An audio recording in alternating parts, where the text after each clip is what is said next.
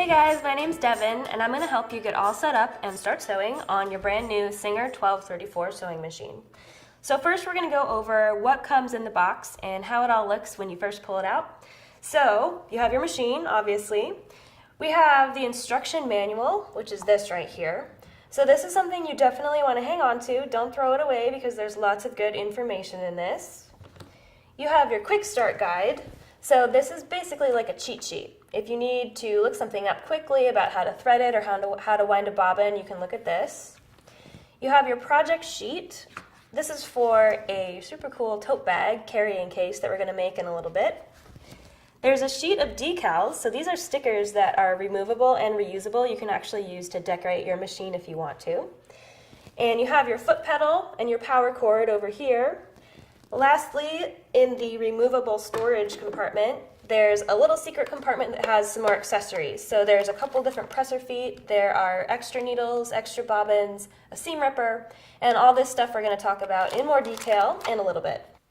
We're going to start with something super basic and easy, and that's the power switch. So first of all, make sure your machine is plugged in. It's kind of important. So the plug goes on the right-hand side. One end will go to the wall, to the power. The other end goes to the foot pedal on the floor.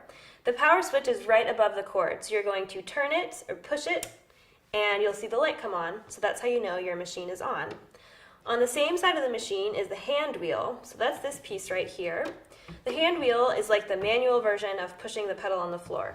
So when you turn the hand wheel, you want to make sure to only ever turn it towards you. That's going to help prevent your machine from getting jammed and just makes everything go a little bit better. So when I turn the hand wheel, you'll see that this piece over here is popping up and down. This is called the take-up lever. So this will be important when we thread the machine, so don't worry about that yet, but we'll cover it soon. Moving to the top of the machine, you'll see a handy-dandy carrying handle in case you need to carry your machine anywhere. You can use that. Moving on down to this dial right here with the numbers on it, this is the tension dial. So this essentially sets the tightness of your stitching.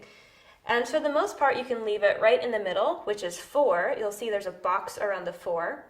You really only need to use it if you're doing a specific fine-tuning adjustment. So for the most part, you can just leave that set at 4.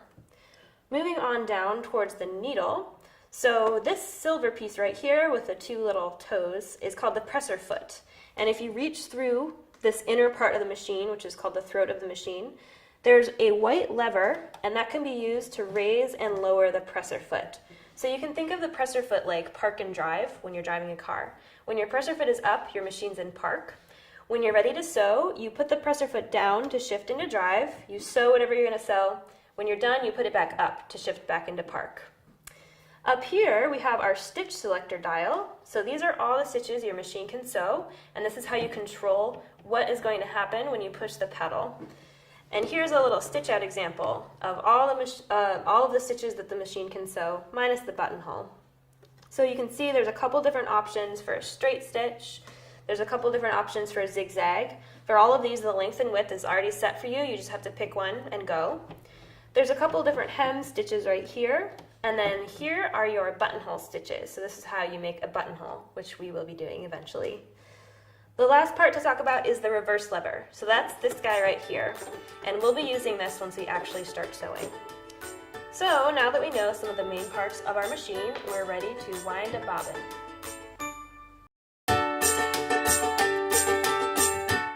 When you're just starting out, buttonholes can seem kind of scary, but really you just have to know all the steps and they're not that bad. They're pretty versatile. It's a good thing to know how to do. You can use them on garments, obviously, but you can also use them on bags, like this tote bag. There's a little tab that has a button closer on the top. You can use them on lots of home decor projects. You can use them to put drawstrings and things. So it's a really, really versatile skill and a good thing to tackle. So we're going to learn how to do a buttonhole on the Singer 1234. I have here a replica of the tab from that tote bag. So the first thing we need to do is actually mark it so that we know where to put our buttonhole. I have a replica of the tab from my tote bag that I'm going to sew a buttonhole in. So the first thing I have to do is actually mark where I'm going to stitch the buttonhole. So to do that, I'm going to take the button that I'll be using on my bag and place it right where I want it to be on the finished product.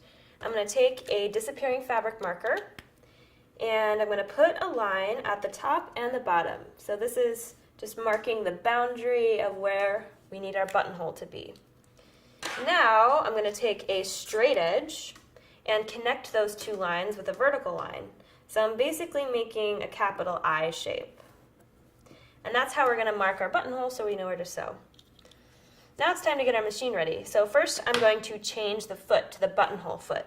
So you want to look through your accessories and find your buttonhole foot. It has a B at the top. You want to hold it so that you're reading the B and it's right side up, and you want to find the metal slider, and that goes on the bottom. We're going to just pop off the regular foot, so we'll move that towards us. And we're going to attach the buttonhole foot on that little metal slider. So that little metal bar is just going to snap right into the ankle, that white portion of the machine, like that. The buttonhole on the Singer 1234 is a 4-step buttonhole. So there's 3 actually little stitches, but they all have different numbers 1 through 4. So those are going to be the sequence of the steps that we take to make the buttonhole. So we're going to start by setting it on number 1. And the buttonhole starts at the bottom of the eye, so that's the portion that we're going to line up in the foot. So we want to move the fabric so that the bottom part of that capital I is just visible in the window of the presser foot. And you can even hand crank the needle down towards the fabric just to make sure it's really lined up. And you want the vertical line of the letter I to be centered on that open window. So once we're all set up and ready, we're going to push on the pedal and sew the first side of the buttonhole. So it's going to sew up the left side, and when we get to the top, to our other mark on that capital I, we're going to stop. We need to finish our stitch, so we're going to turn the hand wheel towards us until our take-up lever comes back to the top, and then we're going to switch to number 2. And that's going to sew across the top of the buttonhole. It's called a bar tack. And you really only want to sew about 10 or so stitches just so it doesn't get too bulky. We're going to then finish that stitch by turning the hand wheel till the take-up lever comes up, and we'll go to stitch number 3. That's going to stitch down the other side of the buttonhole. So we'll go ahead and do that. And then when we get to the bottom, we'll stop again, finish our stitch, and go to stitch number 4. That's going to sew another bar tack, this time across the bottom of the buttonhole. Again, we'll stop after about 10 or so stitches, finish our stitch, lift our presser foot, and pull out our buttonhole. So at this point, what you can do is take a hand sewing needle and thread the upper threads through the hand sewing needle and bring them to the back of the fabric, and then just tie a knot. And then the very last step is opening up the buttonhole. So to do that, we're going to take some straight pins, and we're actually going to put them through the top and the bottom bar tacks. This is because we're about to cut through the fabric, and we want to make sure that we don't accidentally cut the stitching that we just took the time to do. So the pins are going to protect those bar tacks and make sure they don't get cut by accident. So once you have the pins in at the top and the bottom, we're going to take our seam ripper and stick it right down in the middle of the buttonhole and carefully slice through the fabric without slicing our stitching to the end. And that metal pin is going to stop the seam ripper so that we don't slice through our thread. We'll turn it around and do the exact same thing on the other side all the way to the end. Take out our pins, and then our buttonhole is totally done. Super easy. Wait, you haven't seen the best part yet. Here are some amazing offers and specials available for one time only. You can't afford to miss it.